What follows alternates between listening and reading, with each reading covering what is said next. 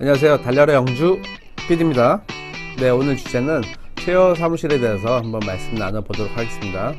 여러분들은 다들 어떤 사무실에서 일하시나요? 집에서 일하시는 분들부터 따로 사무실 얻어서 단독으로 사용하시는 분들, 저처럼 마음 맞는 사람들이랑 모여서 오픈된 공간에서 같이 이렇게 협업하면서 일하시는 분들도 있을 거라고 생각이 듭니다. 일단은 뭐 직원들이 있거나 아니면은 물건을 판매하기 때문에 재고 상품을 놓아둘 공간이 필요하신 분들을 제외하고 1인 기업가 분들에게 따로 사무실을 얻어서 일하는 거는 임대료 차원에서 좀 비합리적인 그런 부분이 있겠죠. 저도 뭐 컴퓨터 한 대만 있으면 일할 수 있는 환경이라서 처음에는 집에서 일할까도 잠시 생각했는데 저처럼 산만한 성격의 사람들은 안 되겠더라고요. 보통 일이랑 이제 주거가 같이 있다 보면은 분명히 딴짓을 할 것 같은 게 뻔하더라고요. 뭐 게임을 하던지 아니면은 뭐 잠을 자던지 TV를 보던지. 그래서 당연히 기존에 이제 지인이 운영하는 사무실에 한 공간을 빌려서 사용하는 게 맞겠다 싶어서 처음부터 그렇게 시작을 한 거고요. 그렇다면 집보다 쉐어 사무실이 좋은 점이 분명히 있을 텐데 그런 예시들을 한 5가지 정도 한번 들어볼게요. 첫 번째는 개인 생활과 일이 분리되기 때문에 업무에 대한 집중도나 효율성을 보다 더 높일 수 있는 점. 이건 앞서 말한 집에서 일하게 되면은 딴짓을 할 거라는 내용이라서 아까 말씀드렸죠. 네, 바로 넘어가고요. 두 번째, 같이 일하는 분들과의 네트워킹이나 협업이 가능하다. 영상 제작처럼 혼자서 할 수 없는 업종의 일일 경우에는 협업이 필요한데 기획부터 아이디어 회의, 뭐 촬영, 편집, 후반 작업까지 해야 되는데 집에서는 물론 할 수는 있게 불가능하진 않겠지만 계속 왔다 갔다 하면서 일을 할 거면은 굳이 집에서 하지 말고 업무 공간에서 협업할 수 있는 사람들과 같이 하면 좋겠다라는 생각이 들었고요. 세 번째는 광고주와의 미팅 공간이 필요했습니다. 이건 보통 프로젝트를 시작하게 되면 제가 미팅할 때 제가 찾아가는 경우가 많긴 한데 자주 있는 일은 아니지만 간혹 가다가 광고주 분들이 미팅할 때 저희 사무실로 오는 경우도 있고 아니면 이 업체가 제대로 된 업체인지 확인차 오는 경우도 있더라고요.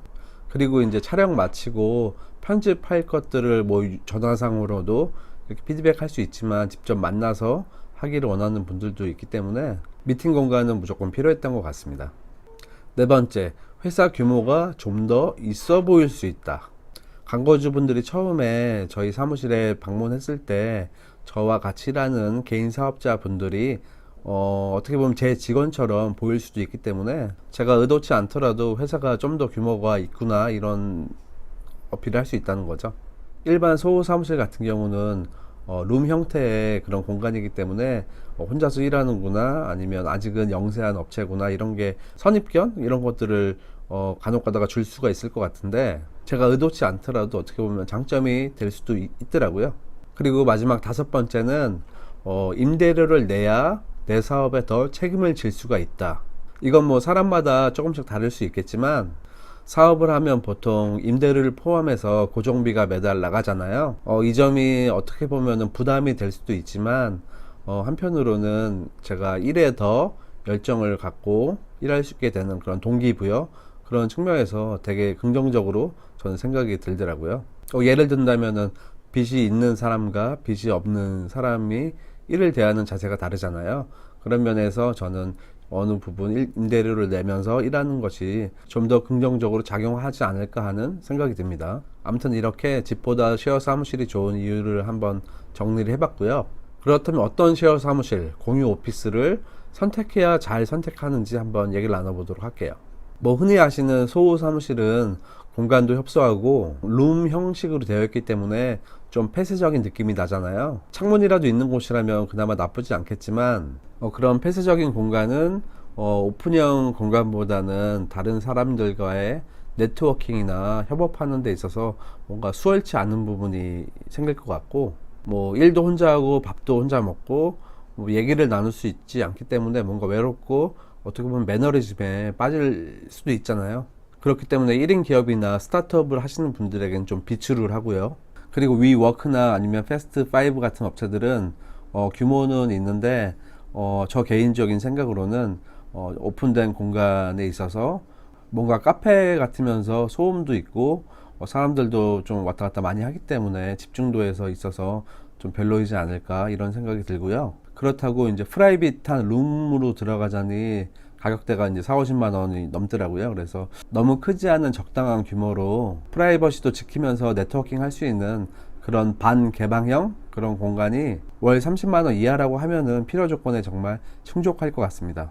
그리고 되도록이면은 동종업계에 일하시는 분들이 모인 사무실을 구해서 일하는 게 더 낫다는 생각이 듭니다.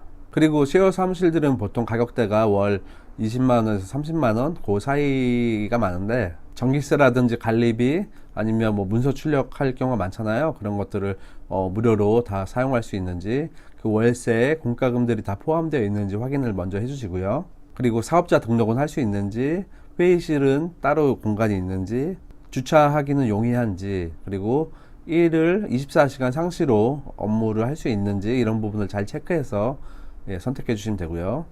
요즘에는 지역별로 운영하는 그런 공유 오피스들이 참 이쁘고 다양하게 많이 나왔는데 가장 좋은 거는 스스로 이제 발품을 많이 팔아서 직접 눈으로 확인하시고요. 제가 앞서 말씀드린 내용들을 잘 참고해서 결정 내리시면 될 것 같습니다. 그럼 이상으로 1인 기업 운영 노하우를 알려드리는 달려라 영주 PD였습니다. 다음에 봬요.